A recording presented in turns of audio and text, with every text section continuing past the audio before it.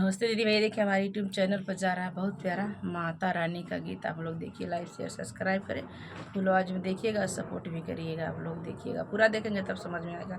इस समय नवरात्र आ गया है, हम लोग वीडियो बना बचरा गीत डाल रहे हैं। आ गइल डोलिया कहार माई के, आ गइल डोलिया कहार माई के, कारू कारू रे मालिनिया सिंगार माई के, कारू कारू रे मालिनिया सिंगार माई के। सेनुरा पाइए माई के मांगिया में सेनुरा लगाई है, माई के मांगिया में सेनुरा लगाई है। टिकुली लगाई है चटकार माई के, टिकुली लगाई है चटकार माई के, करू करू रे मालिनिया सिंगार माई के, करू करू रे मालिनिया सिंगार माई के।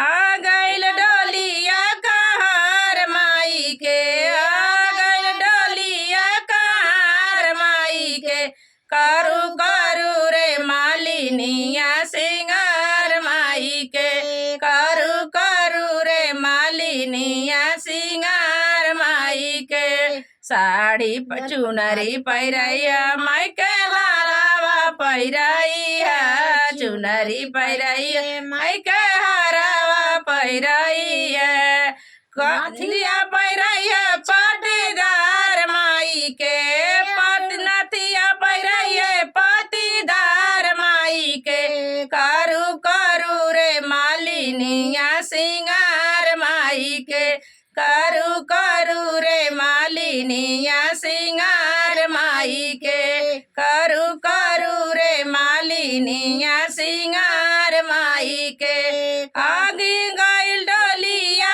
कहार माई के, आ गइल डोलिया कहार माई के, करू करू रे मालिनिया सिंगार माई के, करू करू रे मालिनिया सिंगार माई के। चूड़िया पैरैया माई के कंगना पैरैया, चूड़िया पैरैया माई के कंगना पैरैया, चुनरी ओढ़ैया चटकार माई के, चुनरी ओढ़ैया चटकार माई के, करू करू रे मालिनिया सिंगार माई के, करू करू रे मालिनिया सिंगार माई के। आ गइल डोलिया कहार माई के, आ गइल डोलिया कहार माई के, करू करू रे मालिनिया सिंगार माई के,